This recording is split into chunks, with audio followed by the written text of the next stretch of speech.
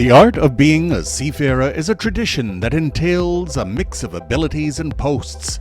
Each of those career choices posed unique responsibilities integral to the successful operation of schooners and other vessels in olden times. Many Bajan seafarers worked in such vessels and were well prepared for working in foreign maritime industries. Here are some of those recollections, with men of honor telling our story.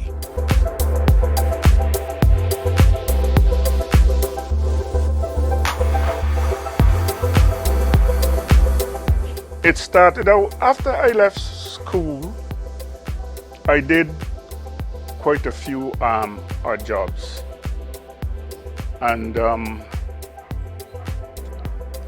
one day I was just freelancing, and walking around, and I went down to the careenage.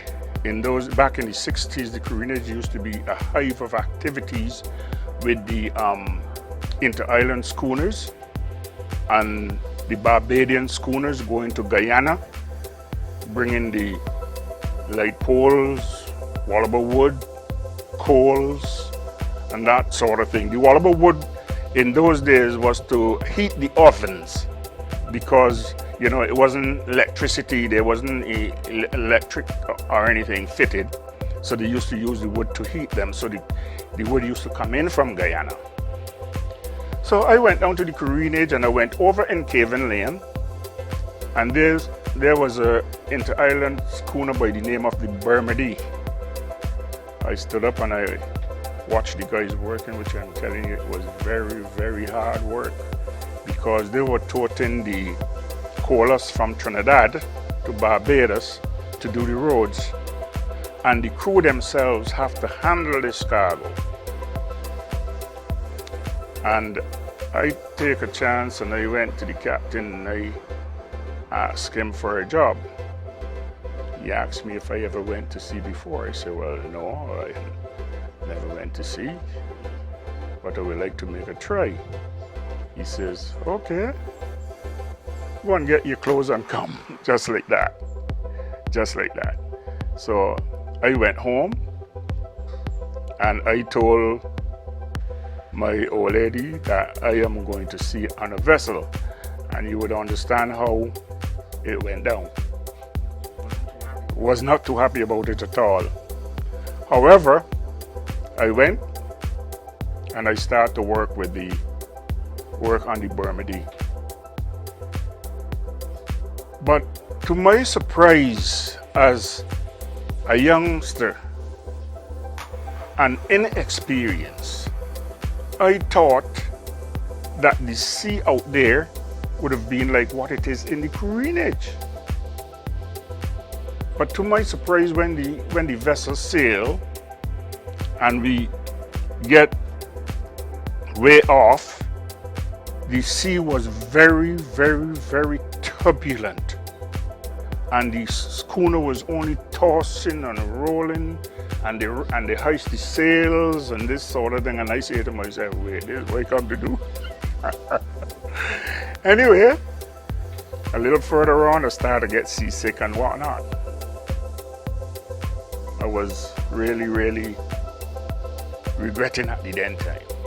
However, when we was heading down to Trinidad, when we get to Trinidad then, and we anchored and everything went smoothly and whatnot, I went to shore with the guys and whatnot, and sure, they say it looked like it's adventure for me.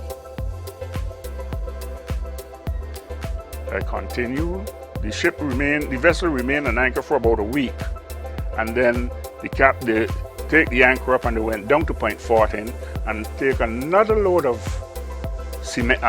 coalers for Barbados. And being as the vessel was loaded, then she was more stable in the water, so she wasn't rolling and tossing as when it was just in ballast. And I get to like it, and I stayed on. We were now going from Barbados to Trinidad and down to Nassau. Load rum in Barbados. We go to Trinidad, we load rum and other general cargo, and then head on to Nassau. Discharge in Nassau, and then he will go up to Haiti, Dominican Republic, Haiti, Port-au-Prince, and we would load pollard to bring back to Barbados, because in those days they used to use the pollard to feed the animals. One voyage we leave Trinidad and we went through the Mona Passage, Puerto Rico on the starboard and Dominican Republic on the port.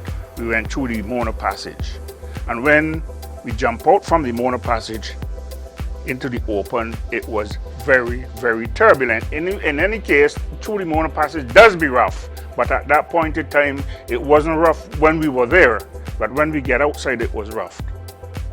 And Captain Ferguson went for his sextant to get a sunline, probably a midday sight. And when he finished, he rested down on the table and on the chart tip desk. And as soon as he did that, the vessel rolled and tossed it down on the ground. And you know that these things are very fragile. And that was it for them, for him. And he was like, oh Lord, my sextant gone. What are you going to do now? And look, this is me now. I was on the wheel at the then time. I said, Lord, I wonder if we're going to get where we're going. But he said, man, we can get there by dead reckoning. At the then time, Mr. Board, I did not know nothing about dead reckoning or fixed position or nothing, because I didn't have my mind on navigation at the then time. However, we went on our journey, and when we arrived in Nassau and the ship docked, he went over to Miami and he bought another one and he came back. So that part was fixed. But in all, I did enjoy my seagoing career. I did enjoy working at the port. And all I could do at this time is wish the port God blessing, hoping that things will improve and we will get back on our feet and things will go well for us. Many Bajan seafarers worked on schooners, supertankers, and other vessels, and were well prepared for working in foreign maritime industries. Look out for other recollections soon. You can also follow the Ministry of Maritime Affairs and the Blue Economy on social media.